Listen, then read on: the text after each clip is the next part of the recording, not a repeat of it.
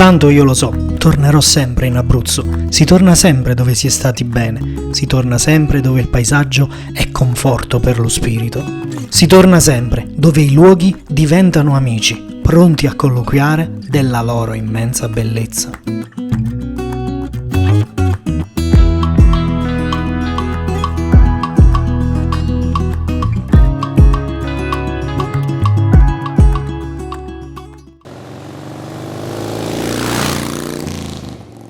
L'Abruzzo come sempre ci avvolge col suo guidato veloce su un asfalto che scorre come velluto.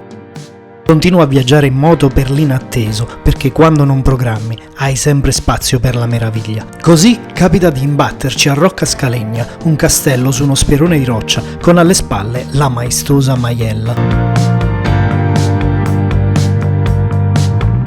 Il borgo che stiamo per visitare è testimone di una fase cruenta della nostra storia.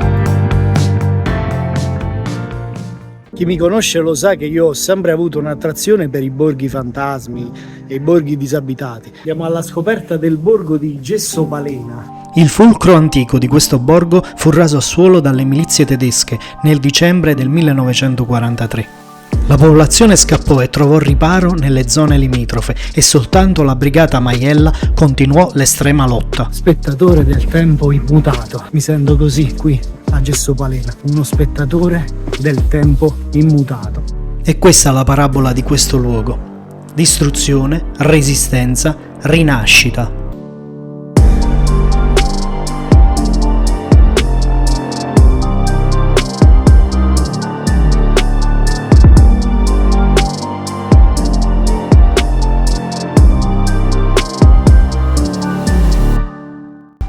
Per chi va in moto come noi, la parola Abruzzo è evocativa, la mente corre sempre a Campo Imperatore e al Gran Sasso d'Italia.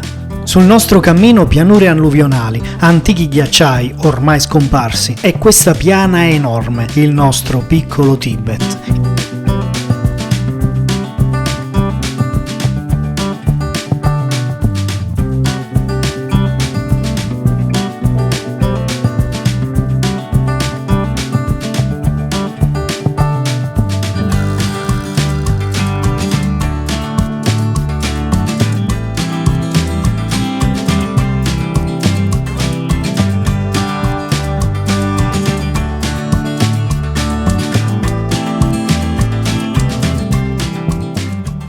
Prendi dei piccoli momenti di felicità tutti per te, perché l'esistenza poi si racchiude in questo, in piccoli momenti che ti rendono felice.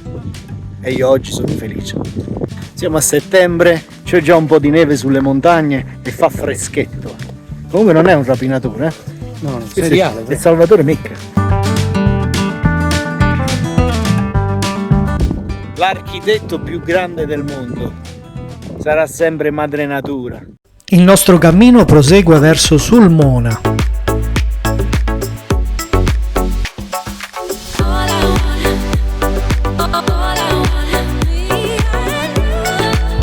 La bellezza dell'Abruzzo e i suoi passi. Passo San Leonardo. Volete conoscere Carolina? O ve la faccio conoscere. Ciao Carolina! Ciao! Come degna conclusione di questo weekend in Abruzzo, che fai? Non ti fermi a Forcadacero?